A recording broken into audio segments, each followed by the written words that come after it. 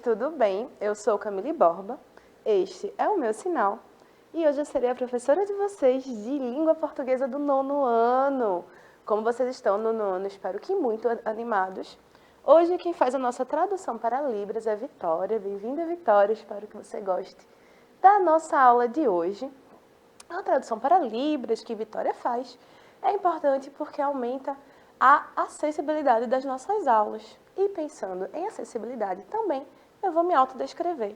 Eu sou uma mulher negra de cabelos pretos cacheados, na altura dos ombros, do queixo, na verdade.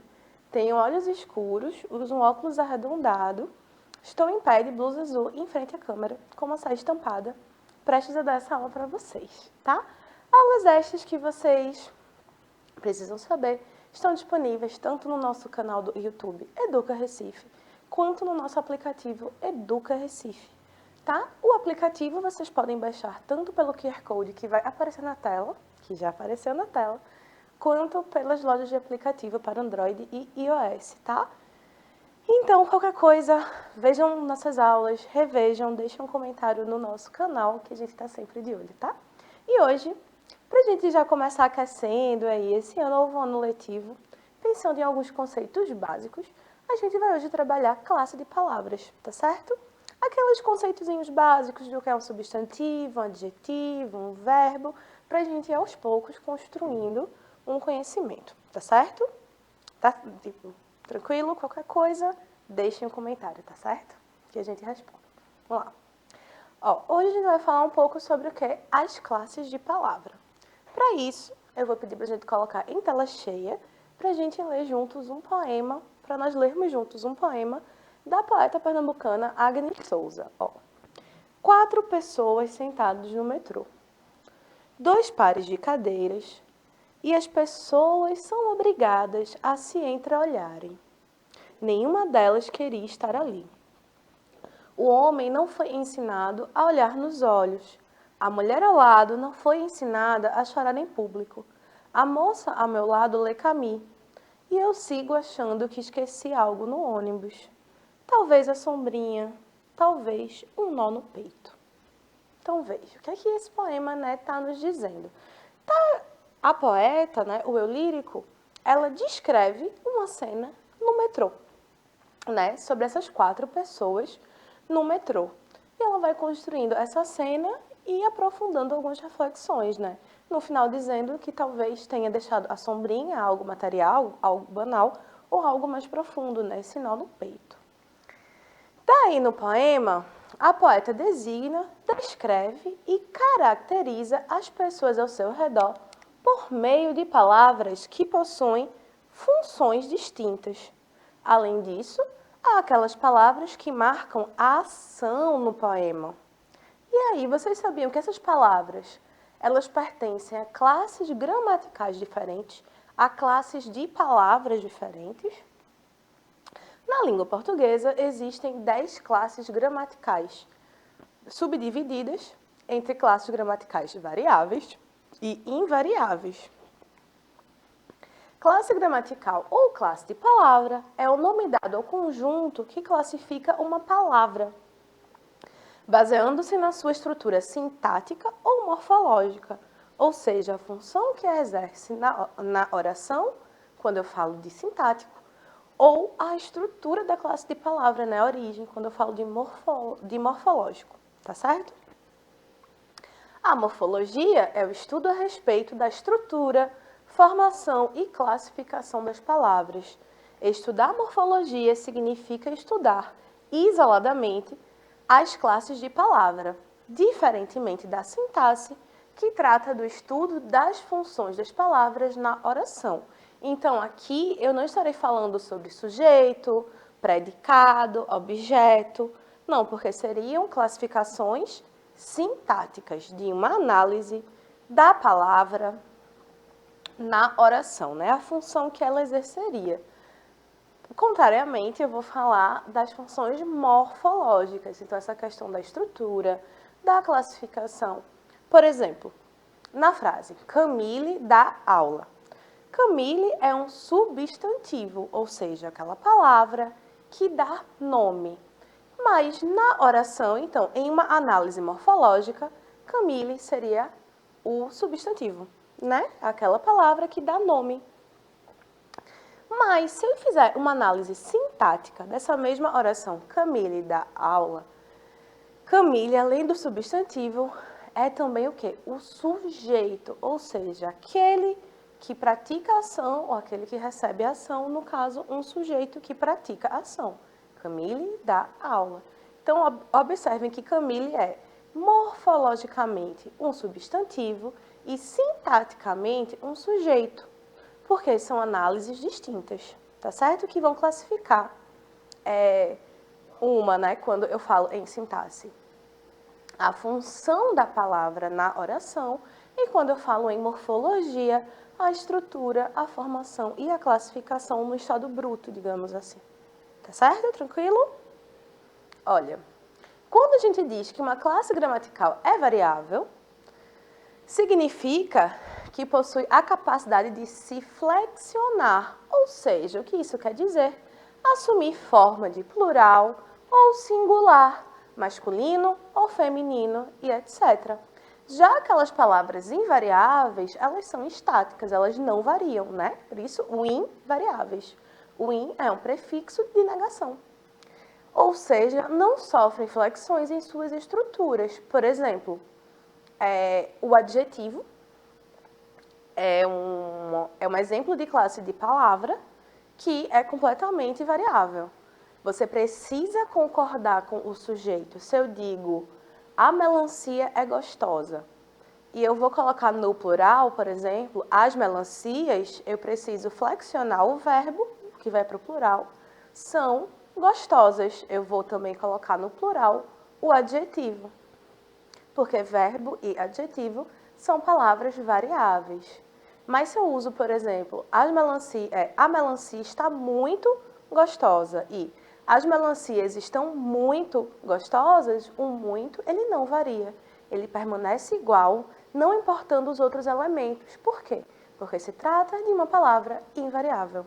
Tranquilo essa diferença entre variável e invariável? Posso continuar? As classes gramaticais variáveis são o substantivo, o adjetivo, o numeral, pronome, o verbo e o artigo, tá certo? São aquelas palavras que vão assumir outras formas, que podem ser flexionadas, tá certo? Diferentemente daquelas invariáveis, como o advérbio, a conjunção, a interjeição e as preposições, que são invariáveis. Elas não mudam suas formas quando mudam, né, algumas outras palavras, tá certo? E por que algumas palavras são variáveis? Por exemplo, o adjetivo, ela precisa concordar com o substantivo. Então, se depende de uma outra palavra, precisa que haja esse acompanhamento, né, das mudanças, tá? Olha, vamos começar a estudar os substantivos. Os substantivos são o quê? São aquelas palavras que nomeiam, né? Que nomeiam o quê? Seres, lugares, sentimentos, noções, qualidades, entre outros. Por exemplo, eu tenho carro, mesa, criança, portão, comida, Vitória, Camille, aula, língua portuguesa. Todos esses são exemplos de quê? De substantivos, que são essas palavras que nomeiam os seres. Então, sempre que você estiver num processo de dar nome, de nomear, você está usando um substantivo, tá? E aí, lembrando, gente, aqui a gente vai ter uma aula agora hoje, um pouco mais teórica, né, com alguns conceitos, mas a língua portuguesa a gente usa o tempo inteiro. Então, mesmo que você não saiba nomear um substantivo, você faz o uso desse substantivo normalmente, porque nem sempre a gente só usa quando sabe nomear, sabe? Pelo contrário, né? A gente tem os substantivos que são divididos em classificações, né? Então, a gente tem esse substantivo que pode ser comum ou próprio. Por exemplo, comum é aquele que vai dar um nome geral. Por exemplo, gato, cachorro, tá? O nome próprio, o substantivo próprio, é aquele que vai dar um nome específico. Por exemplo, Camille, por exemplo, Vitória, por exemplo, Londres, Recife, que são nomes peculiares dentro de um grupo. Então, no grupo, mulher, mulher é um substantivo comum, mas Camille é uma mulher específica, então é um substantivo próprio, tá? Eles podem ser concretos ou abstratos, ou seja, que dependem ou não da existência de outro ser e se são concretos, né? São materializáveis, tá? A gente tem o primitivo ou derivado, né? Se aquele substantivo ele deriva, se ele vem de outra palavra ou não, ou se ele dá origem a outras palavras. Por exemplo, pedra é um substantivo primitivo. Pedraria é derivado, porque vem de pedra, tá? Simples ou composto é se tem um radical ou dois, então, por exemplo, coração é simples, guarda-chuva é composto. E coletivo, que vão nomear os agrupamentos, né? Por exemplo, molho é um agrupamento de chaves, biblioteca de livros, tá certo? Tranquilo? Pronto. Ó, Ana é super inteligente. O Brasil é lindo. A tua beleza me encanta. Então, Ana é um substantivo o quê? Próprio. É concreto. Né? É primitivo. Não é coletivo, a gente não vai falar em coletivo e a gente pode classificar todos os substantivos dentro daquelas categorias, tá? O Brasil é lindo. A tua beleza me encanta. Então, veja que o Bzinho minúsculo indica um substantivo que é comum e não próprio, tá?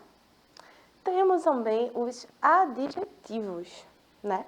Os adjetivos são justamente essa classe de palavra que caracterizam um substantivo. O que isso quer dizer? Quer dizer que eles vão especificar, né? Dar uma qualidade, dar uma característica ao substantivo. E quando eu digo essa qualidade, característica, eu não quero dizer que seja somente a qualidade nem sempre é algo bom, assim. Ah, Ana é boa. Nem sempre esse adjetivo vai ser bom. Pode ser Ana é malévola, maléfica. Pedro é mentiroso. Mas veja, são palavras que estão dando características, que estão emprestando qualidades, aspectos aos substantivos, tá? Então, ó, por exemplo, eu tenho limpo, claro, verde, alegre, chato, invejoso, bonito, usado, problemático. Eu tenho uma gama de adjetivos, né?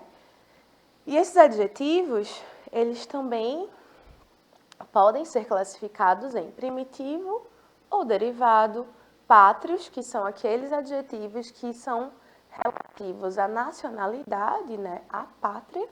Por exemplo, eu sou brasileira.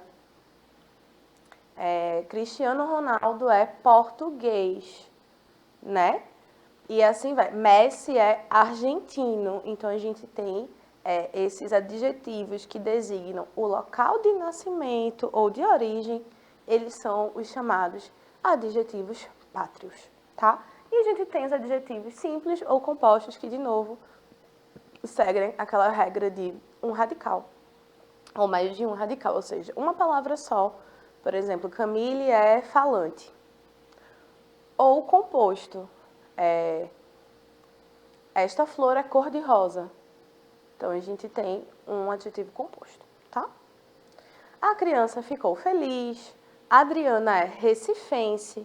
O artigo ficou super interessante e sempre foi amável comigo. Então, eu tenho essas palavras em negrito.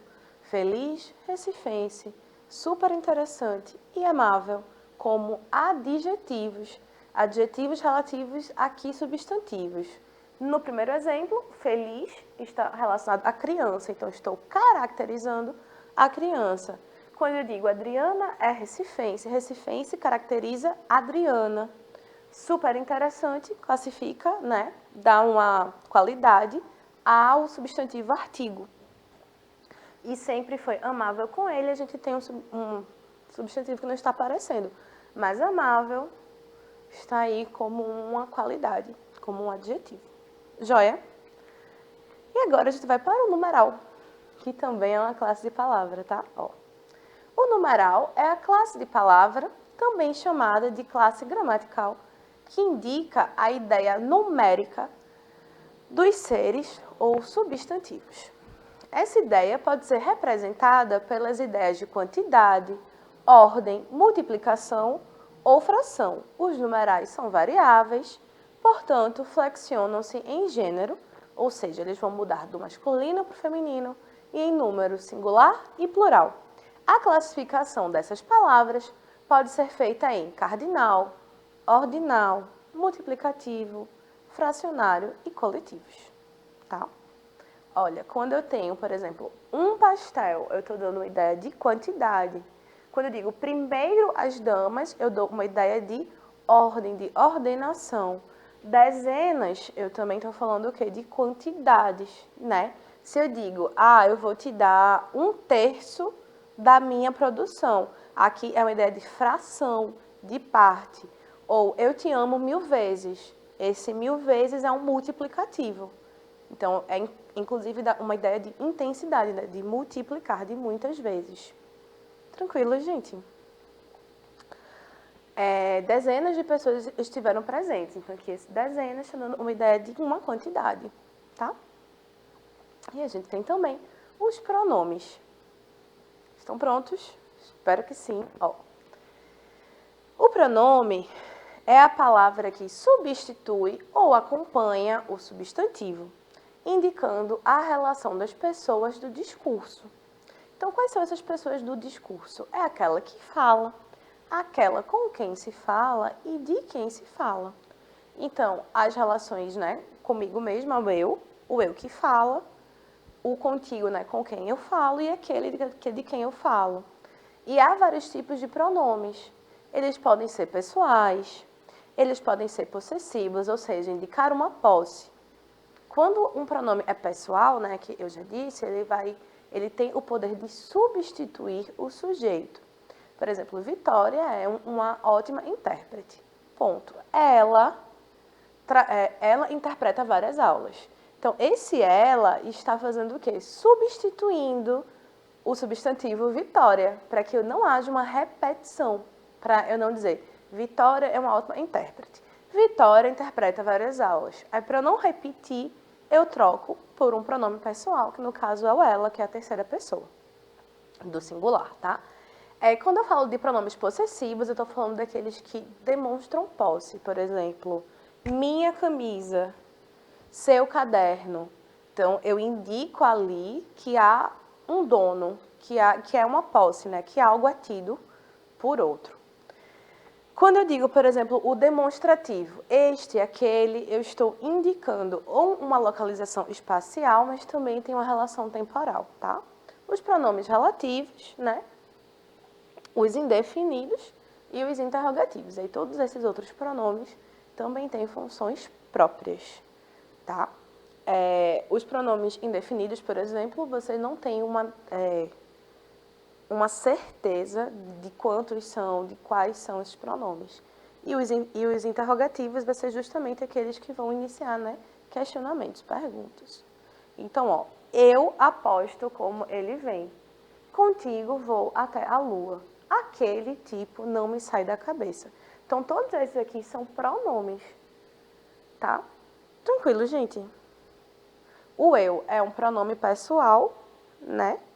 O contigo é um pronome também pessoal, no caso oblíquo. Aquele é um demonstrativo. Então, são vários os usos dos pronomes. E claro que a gente aqui não vai parar para analisar profundamente todas essas classes, tá? Aí eu pergunto para vocês. A ordem em língua portuguesa tradicional é sujeito, verbo, predicado. O predicado vai conter, em geral, o adjetivo. Então, em geral, você tem o substantivo e adjetivo. Mas e se eu mudo a ordem e uso o adjetivo e depois o substantivo? Vamos ver como fica? Em algumas situações, a ordem do adjetivo na oração altera o seu sentido. Transmite um significado quando pós-posto, ou seja, quando escrito depois do substantivo, e outro significado quando escrito antes do substantivo, tá? Vamos ver? Vamos conhecer alguns exemplos que a professora esqueceu de colocar na ordem correta. Vamos ver se continua. Não continua. Mas aí eu vou dizer, por exemplo, ele é um grande amigo. Quer dizer o quê? Que ele é um amigo para todo sempre, para sempre, né? Um amigo que apoia. Mas quando eu digo ele é um amigo grande, aí eu estou dando uma ideia de tamanho. Então, um grande amigo é uma ideia, um amigo grande é outra ideia. E é isso que a gente fala quando fala nessa ordem dos adjetivos e dos substantivos. Por exemplo, ela é uma boa mãe. Ou ela é uma mãe boa. Você tem uma nuance de sentido que é um pouco diferente. Então, às vezes, mudar a ordem do adjetivo e do substantivo não faz diferença. Mas outras vezes há essa diferença de sentido. Joia? E vamos agora, de fato, para os verbos. Ó. O verbo é aquela palavra que indica a ação. São os acontecimentos representados no tempo, como uma ação, um estado, um processo ou um fenômeno. Flexionam-se, ou seja, alteram-se, né? Em número, pessoa, modo, tempo e voz. As orações e os períodos desenvolvem-se em torno de um verbo. Então, quando eu digo que eu tenho uma oração, eu quero dizer que eu tenho uma frase verbal, uma frase que possui um verbo, uma frase que possui essa palavra que indica uma ação. Tá certo? Por exemplo, aqui, ó. Sairemos essa noite. Então, esse sairemos é o verbo sair, flexionado, né? Mas veja, a ideia da ação está contida na palavra sairemos. Corro todos os dias, outra ação. Chovendo, eu não vou, outra ação também. Então, quando eu digo eu dou aulas, a ação aqui qual é o movimento que eu estou fazendo? O que é que de fato eu estou dizendo que eu estou fazendo? Dar aulas. Eu comi muito. O que foi que eu fiz? Comi. Comi vai ser a ação do verbo. A ação da oração, tá certo? Tranquilo? Temos os artigos também. Ó, o artigo costuma anteceder, ou seja, aparecer antes, né, do substantivo, para fazer referência a ele, podendo indicar que se trata de um ser já conhecido, por exemplo, no caso dos artigos definidos, ou que se trata de um representante não específico da espécie, no caso dos artigos indefinidos. Assim, os artigos não funcionam sozinhos no enunciado, então eles não podem aparecer sozinhos, tá certo? Estando sempre acompanhados de um outro substantivo. O menino saiu, as meninas saíram. Ou seja, aqui eu tenho os definidos, né? Uns constroem, outros destroem. Uma chance é o que eu preciso. Nessa uma eu tenho um artigo definido. Mas esse uns constroem é um artigo indefinido. Eu não sei quantas pessoas específicas constroem esse uns, né? Formam esse uns. Tranquilo, a professora está aqui, né? Falando sem parar. Vamos lá. Voltando ao texto do início da aula, vocês lembram? Vamos ler novamente. Será que a gente consegue destacar no poema ao menos 2 exemplos de classes gramaticais das palavras que a gente viu hoje, que são substantivos, adjetivos, verbos, né? Quais foram os outros, gente? Foram muitas, né? Esse último agora, pronomes, artigos. Vamos ver, então vamos reler o texto. 4 pessoas sentadas no metrô. Numerais também, né, que vimos, ó. 4 pessoas sentadas no metrô. 2 pares de cadeiras e as pessoas são obrigadas a se entreolharem. Nenhuma delas queria estar ali. Os olhos. A mulher ao lado não foi ensinada a chorar em público. A moça ao meu lado lê Camus. E eu sigo achando que esqueci algo no ônibus. Talvez a sombrinha, um nó no peito. Agnes Souza. Olha, quando eu digo em quais classes de palavras dão nome, tenho pessoas, metrô, cadeiras, mulher, homem, moça.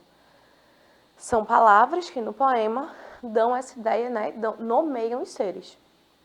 E palavras que dão qualidade. Eu tenho obrigada e sentada, né? Numeral eu tenho 4 e 2. Pronome delas e eu, porque eles fazem essa referência, né, essa substituição, e se relacionam com o substantivo. Os verbos, que são as ações marcadas no poema, então eu tenho foi, ler, entreolharem, chorar e esqueci, e artigo que eu tenho o e a, nesse caso que são artigos definidos, né? E aí, para terminar nossa aula de hoje, que eu espero que tenha ficado, no mínimo, interessante, né? Que os ajude a trabalhar bem, a começar, né, a reestudar essas classes de palavras, porque aos poucos a gente vai construindo um pensamento, um raciocínio dentro das regras. Se eu sei, por exemplo, qual é a função de um substantivo, eu vou saber que o sujeito, que tem como principal classe gramatical o substantivo, vai ser um ser, né? Vai ser sobre quem se fala. Se eu sei o que é, por exemplo, um adjetivo, quando eu disser um adjunto adnominal, vocês vão dizer o que é isso. O que é isso? São palavras que têm funções de adjetivo. Então, vocês precisam saber o que é o adjetivo, né? Porque sabendo essas palavras, esses conceitos mais complicados, eles vão ficando mais simples, porque a base, que é a função dessas palavras, essa função, essas classes gramaticais, vão ficar mais claras. Tá? E a gente vai construindo e aí a gente vai aumentando o nível da dificuldade, né? Espero que tenha ficado tudo tranquilo. Para encerrar a aula de hoje, eu queria encerrar com essa frase de Judith Butler, que é uma teórica feminista norte-americana, que diz assim, ó, seja qual for a liberdade pela qual lutamos, deve ser uma liberdade baseada em igualdade. E é importante que a gente tenha essa noção de que a igualdade, ela, na verdade, deve ser principalmente pensada como equidade, que é você tratar os iguais como iguais e os diferentes dentro de suas diferenças. Tá certo? Qualquer dúvida, vocês, por favor, coloquem um comentário, deixem um comentário no nosso canal do YouTube. Como sempre, foi um prazer estar aqui com vocês dando essa aula de hoje. Espero que a gente prossiga, né, em uma série de aulas que os ajudem, de fato, a compreender melhor a língua portuguesa, poder refletir sobre a língua, exercitar, seja regra, seja interpretação de texto, seja uma compreensão, né, mais ampla dos estudos literários e linguísticos. Queria agradecer a Vitória pela, né, sua tradução eficientíssima, maravilhosa. Agradecer a produção que permite que as aulas cheguem até vocês com qualidade. Agradecer a você que está aí, né, do outro lado. Espero que vocês tenham gostado. Um beijo e até a próxima.